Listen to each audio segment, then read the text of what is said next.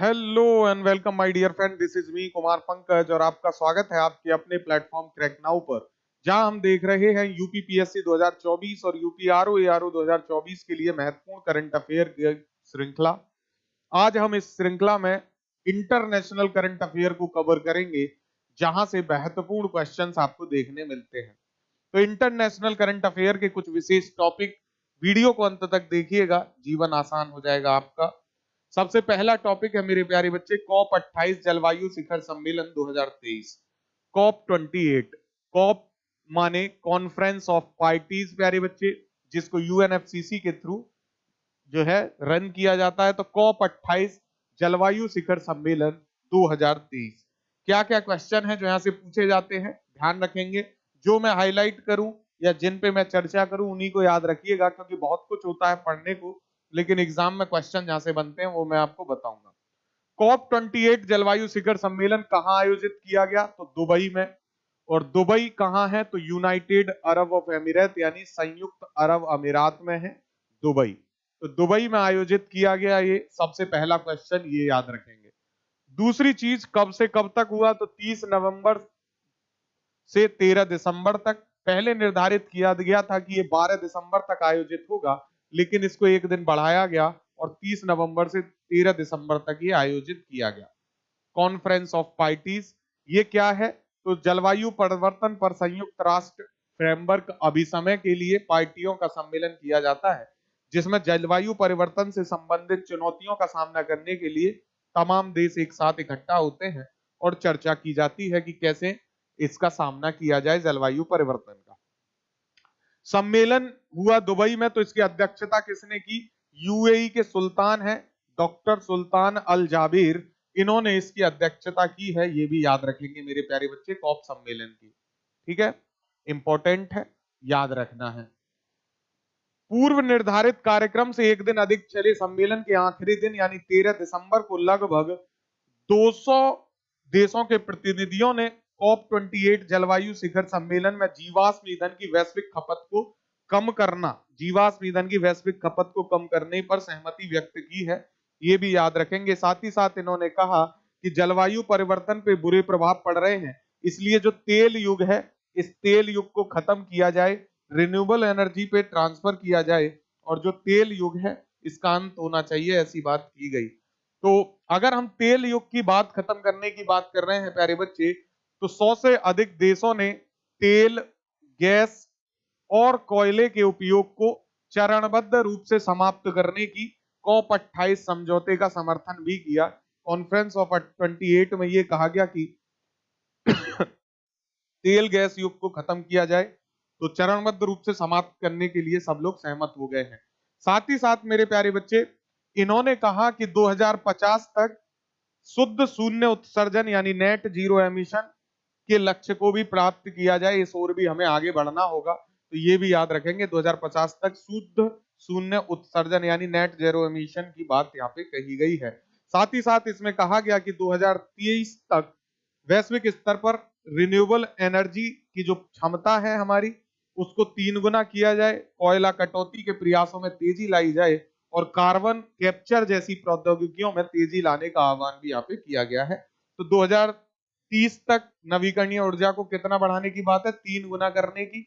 2050 तक शुद्ध शून्य कार्बन उत्सर्जन की, और मेरे प्यारे बच्चे तेल गैस और कोयले के उपयोग को चरणबद्ध रूप से कम करने की बात यहाँ पर की गई है। एक सबसे महत्वपूर्ण बात जो इसमें है वो आपको याद रखना होगा, ग्लोबल स्टॉक टेक टेक्स्ट का अनावरण भी यहाँ किया गया। ग्लोबल स्टॉक टेक टेक्स्ट का 5वां संस्करण यहाँ पे जारी किया गया कॉप 28 में। ये क्या है? जीएसटी इसको कहते हैं, और इसमें कोई आपत्ति किसी ने भी नहीं दिखाई, सभी देशों ने इसको मान लिया। इस टेक्स्ट में प्यारे बच्चे वैश्विक तापमान की वृद्धि को 1.5 डिग्री सेल्सियस के दायरे में रखने के लिए भी सहमति बन गई है। और साथ ही साथ इन्होंने कहा कि हम नवीकरणीय ऊर्जा को 2030 तक जो 3 गुना करने की ओर प्रयास करेंगे, इसमें साझा हम लोग एक दूसरे का सपोर्ट करेंगे और इस तरीके से हम जो है इस लक्ष्य को प्राप्त करेंगे। सबसे महत्वपूर्ण बात यहाँ पर जो प्यारे बच्चे एक निकल के आई है वो आपको याद रखना होगा, लॉस एंड डैमेज फंड। इस पे बहुत लंबे समय से भारत और तमाम विकासशील देश बात कर रहे थे की हानि एवं क्षति कोष बनाया जाना चाहिए, जिसको लॉस एंड डैमेज फंड कहा जाएगा, जिसमें डेवलप्ड कंट्री उन्होंने जो अपने यहाँ औद्योगिक क्रांति की, उद्योगों को उन्होंने बढ़ाया और जलवायु परिवर्तन के लिए जिम्मेदार है, तो वो इसमें पैसा डालेंगे और इस पैसे का प्रयोग विकासशील देशों के लिए किया जाएगा, ताकि वो भी अपने यहाँ जो है उद्योग को आगे बढ़ा सकें और जलवायु परिवर्तन को भी कंट्रोल में रखा जा सके। तो जलवायु संवेदनशील विकासशील देशों की मदद के लिए ये हानि एवं क्षति कोष जो है अपनाया जाएगा, और ये पहले दिन ही लागू कर दिया गया COP28 में, इसलिए COP28 बहुत महत्वपूर्ण है। देशों ने मेरे प्यारे बच्चे इस कोष के लिए करोड़ों डॉलर देने का वादा किया है। सभी डेवलप्ड कंट्री ने कहा कि हम भी पैसा देंगे, हम भी पैसा देंगे, लेकिन जब पैसा देंगे तब देखा जाएगा। हालांकि फिलहाल जो ये हरित जलवायु कोष के साथ साथ जो हानि एवं क्षति कोष है, इसके साथ साथ एक ग्रीन एनवायरमेंट फंड भी बना, उसमें भी रिसोर्सेस को भरने के लिए 3.5 अरब डॉलर की प्राथमिकता भी तय की गई है। तो दो चीजें आप याद रखेंगे, एक तो लॉस एंड डैमेज फंड में पैसा डाला जाएगा देशों के द्वारा, दूसरा ग्रीन जो क्लाइमेट फंड है उसमें भी 3.5 अरब रुपए डालने की प्रतिबद्धता व्यक्त की गई।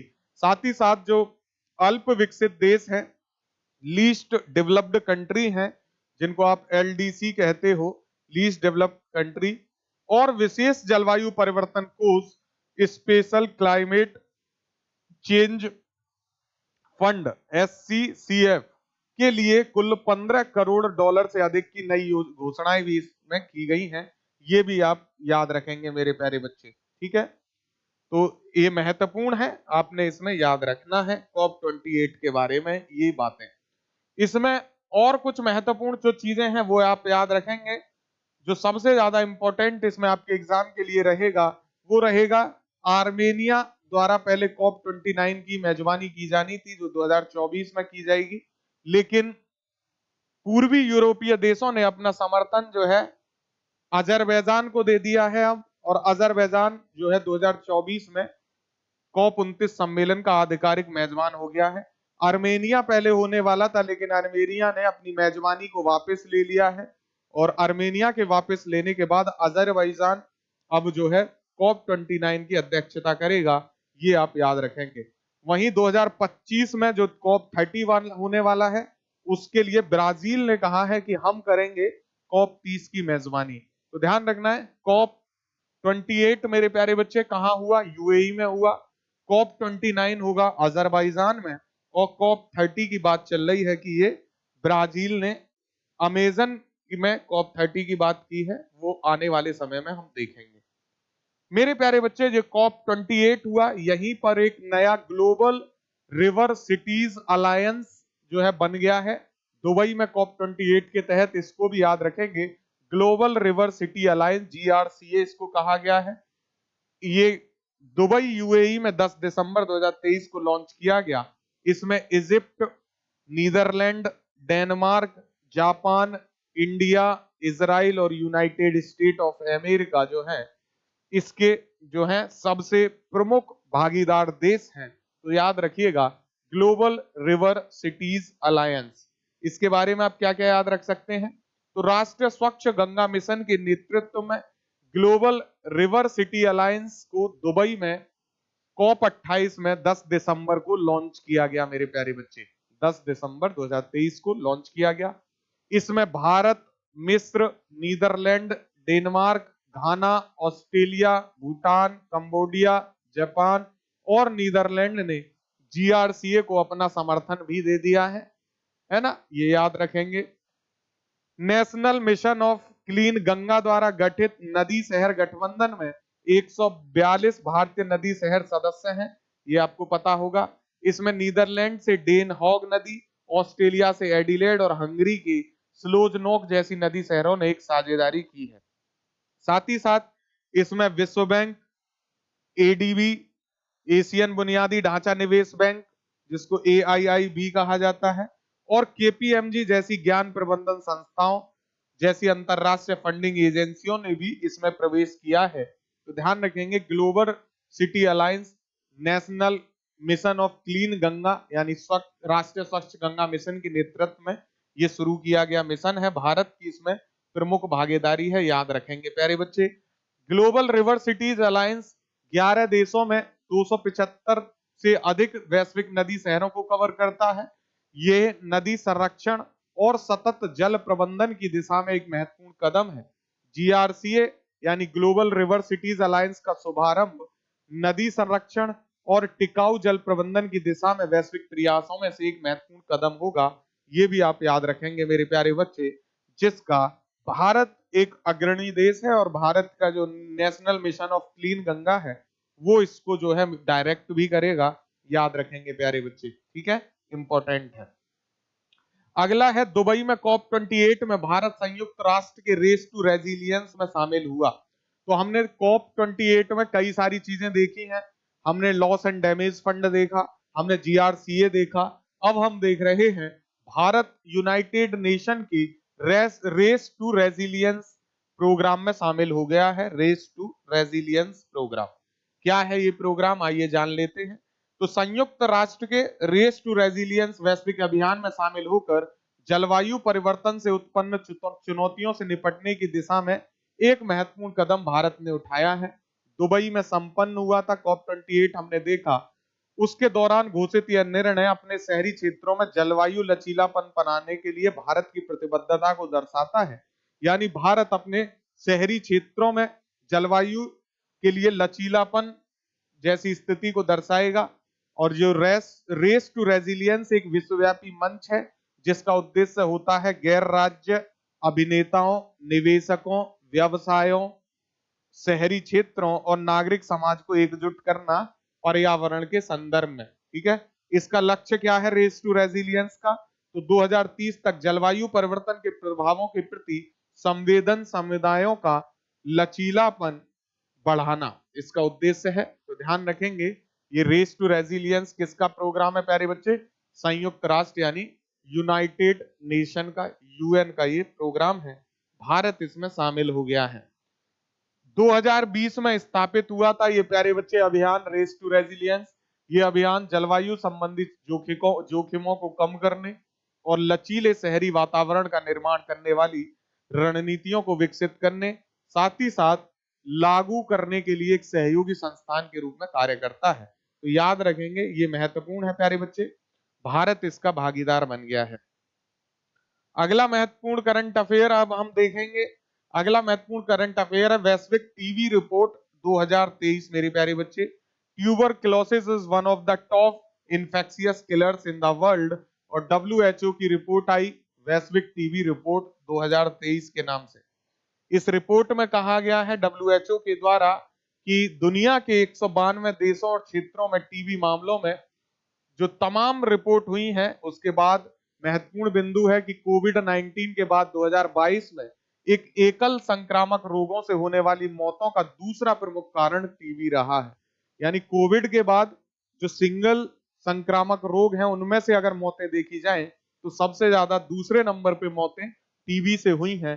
वर्ष 2022 में टीबी से पीड़ित नए निदान वाले लोगों की संख्या 7.5 मिलियन थी।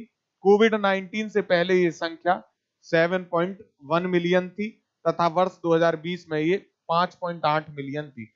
वर्ष 2021 में ये संख्या 6.5 मिलियन थी।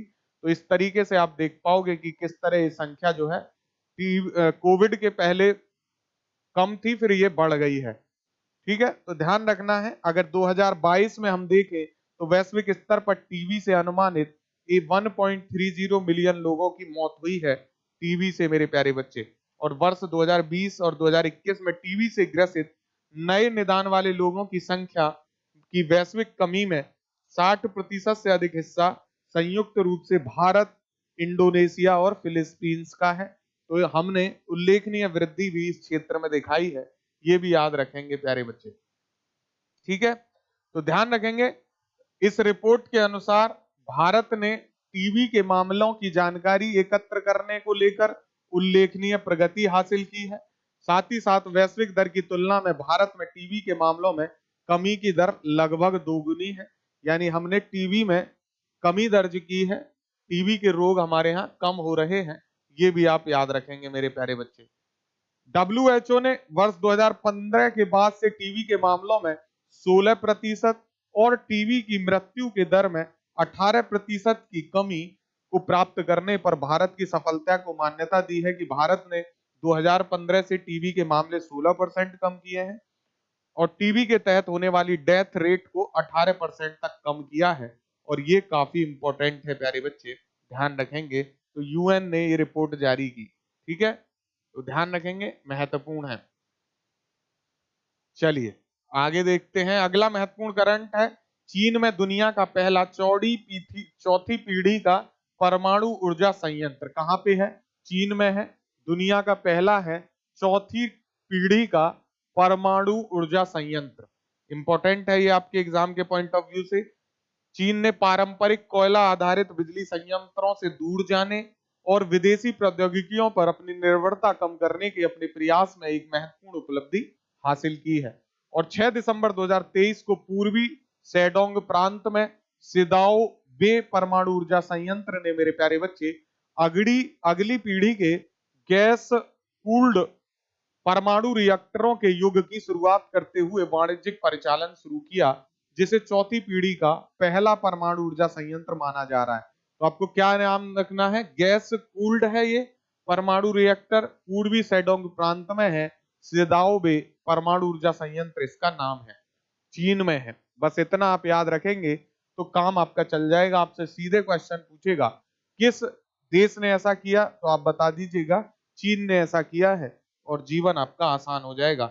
इससे ज्यादा इसमें आपसे कुछ पूछने वाला नहीं है मेरे प्यारे बच्चे।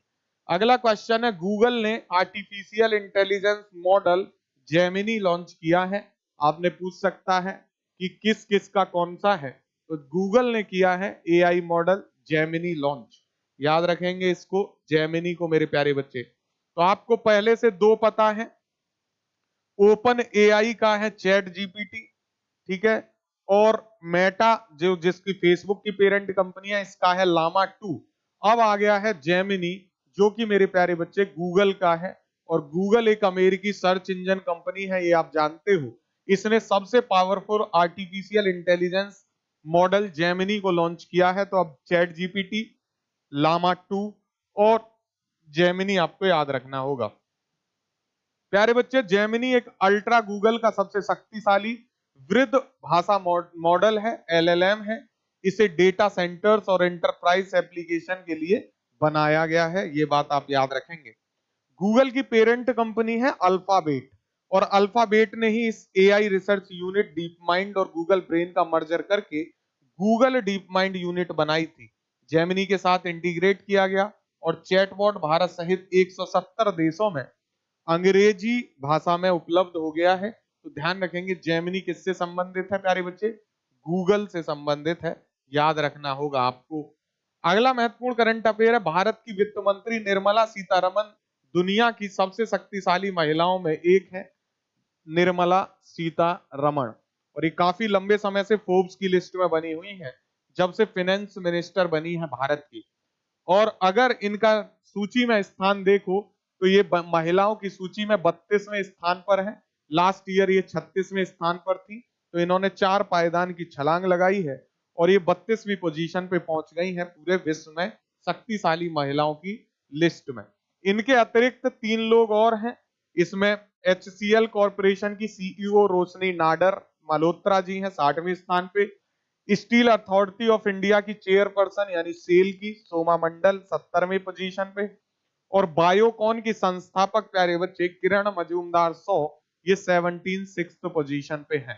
तो इस तरीके से 4 महिलाएं हैं भारत की जो टॉप 100 में शामिल हैं। 36वें पे निर्मला सीतारमन, रोशनी नाडर 60 पोजीशन पे, उसके बाद सोमा मंडल 70 पोजीशन पे, उसके बाद मेरे प्यारे बच्चे किरण मजूमदार 100 76th पोजीशन पे। ठीक है, ये याद रखेंगे चारों के बारे में। फोर्ब्स की दुनिया की सबसे शक्तिशाली महिलाओं की सूची में मेरे प्यारे बच्चे टेलर स्विफ्ट और अमेरिकी उपराष्ट्रपति कमला हैरिस को भी शामिल किया गया है। सबसे ऊपर पहली पोजीशन मिली है यूरोपियन यूनियन की प्रमुख जो है उर्सुला वान देर लेयन, है ना। आइए देखते हैं सूची में प्रथम स्थान और तमाम जो है लोगों को। तो इनका जो नाम होता है वो होता है उर्सुला वॉन देर लेयन, है ना, उर्सुला उर्सुला है ये। तो दुनिया की शीर्ष 5 महिलाओं को आप देखें, उर्सुला वॉन देर लेयन ये अध्यक्ष हैं यूरोपीय आयोग की या यूरोपियन यूनियन की। दूसरे नंबर पर है क्रिस्टीन लेगार्ड, ये यूरोपीय सेंट्रल बैंक के अध्यक्ष हैं। तीसरे नंबर पे कमला हैरिस हैं, भारतीय मूल की हैं और अमेरिका की उपराष्ट्रपति हैं। चौथे पे जॉर्जिया मेलोनी है, इटली की पीएम है, मोदी जी की खास दोस्त है। पांचवें नंबर पे टेलर स्विफ्ट हैं जो संगीतकार हैं, ये भी आप याद रखेंगे। तो टॉप 5 में आपको सबसे पहली याद रखनी है Ursula von der Leyen, Bharat की निर्मला सीतारमन के साथ 3 अन्य महिलाएं। अगला महत्वपूर्ण करंट अफेयर है, नीदरलैंड में दक्षिणपंथी नेता है गीट वाइल्डर्स, इनकी जीत हो गई है और ये दक्षिणपंथी हैं इसलिए महत्वपूर्ण है कि भारत के एग्जाम के पॉइंट ऑफ व्यू से भी नीदरलैंड में दक्षिणपंथी नेता गीट वाइल्डर्स की जीत। नीदरलैंड की धुर दक्षिणपंथी ये पार्टी के नेता हैं जो इस्लाम विरोधी पार्टी है, पीवीवी इसको कहा जाता है, जिसका नाम है party for freedom. Party for freedom प्यारे बच्चे, नेता गीट वाइल्डर ने 22 नवंबर 2023 को हुए डच आम चुनाव में शानदार जीत हासिल की है। तो ध्यान रखेंगे नीदरलैंड से संबंधित हैं ये। और ये जो है प्यारे बच्चे ये जाने जाते हैं नीदरलैंड में डी इस्लामीकरण की पैरवी करने के लिए। इस्लाम के मुखर आलोचकों में से ये एक है और ये मानते हैं कि नीदरलैंड को जो है इस्लाम से मुक्त कर देना चाहिए। इसलिए ये आपके एग्जाम के पॉइंट ऑफ व्यू से बहुत महत्वपूर्ण है, हो सकता है यहां से क्वेश्चन पूछ ले। और इन्हें 2016 में ऐसे बयान देने के कारण सजा भी हो चुकी है और अब ये बन गए हैं पीएम। तो ध्यान रखिएगा, इंपॉर्टेंट रहेगा ये देखना कि इनका कार्यकाल कैसा रहता है। गीट ने पिछले दिनों जब भारत में पैगंबर मोहम्मद को लेकर बयानबाजी हुई थी और भाजपा की प्रवक्ता नुपुर शर्मा, है ना, सर तन से जुदा वाली जो बात आई थी, उसमें भाजपा की प्रवक्ता नुपुर शर्मा का समर्थन इन्होंने किया था गीट ने, और अब ये वहां पीएम बन गए हैं। तो अब आप समझ पाओगे कि ये कितना इंपॉर्टेंट होगा देखना कि ये कैसे अपनी सरकार को वहां पे चला पाते हैं। तो ध्यान रखिएगा गीट का नाम नीदरलैंड। अगला महत्वपूर्ण करंट अफेयर है, डोनाल्ड टस्क पोलैंड के नए प्रधानमंत्री बन गए हैं। डोनाल्ड टस्क पोलैंड के नए प्रधानमंत्री। ऐसी नियुक्तियों से क्वेश्चन बनते हैं मेरे प्यारे बच्चे। यूरोपीय संघ यानी यूरोपियन यूनियन समर्पित है ये। डोनाल्ड टस्क सरकार का शपथ ग्रहण समारोह 13 दिसंबर 2023 को वॉर्सा स्थित राष्ट्रपति भवन में हुआ और इसके साथ ही ये देश में लॉ एंड जस्टिस पार्टी के 8 वर्ष का शासन समाप्त हो गया है। तो 8 वर्ष बाद पोलैंड में प्रधानमंत्री चेंज हुए हैं, ये आप याद रखेंगे प्यारे बच्चे। ठीक है, इन्हें 208 वोट मिले और इनके खिलाफ 201 वोट पड़े, तो बहुत क्लोज जीत रही। उन्हें राष्ट्रीय चुनाव के लगभग 2 महीने बाद प्रधानमंत्री के रूप में चुना गया, जिसे वामपंथी से लेकर उदारवादी रूढ़िवादी पार्टियों के गठबंधन ने जीता था। तो याद रखेंगे, ये इंपॉर्टेंट रहेगा। डोनाल्ड टस्क पोलैंड के ये बन गए हैं प्यारे बच्चे। ये था आज का महत्वपूर्ण करंट अफेयर। इसका एक पार्ट और आएगा कल, और उसके बाद हमारा पिछले 6 महीने का करंट अफेयर जुलाई से दिसंबर ऑलमोस्ट कवर हो चुका है। आप आराम से इसको पढ़ के जाइए, जीवन आसान है आपका, बहुत अच्छा आप परफॉर्म करेंगे एग्जाम में। All the best for your exam, have a good day, जय हिंद।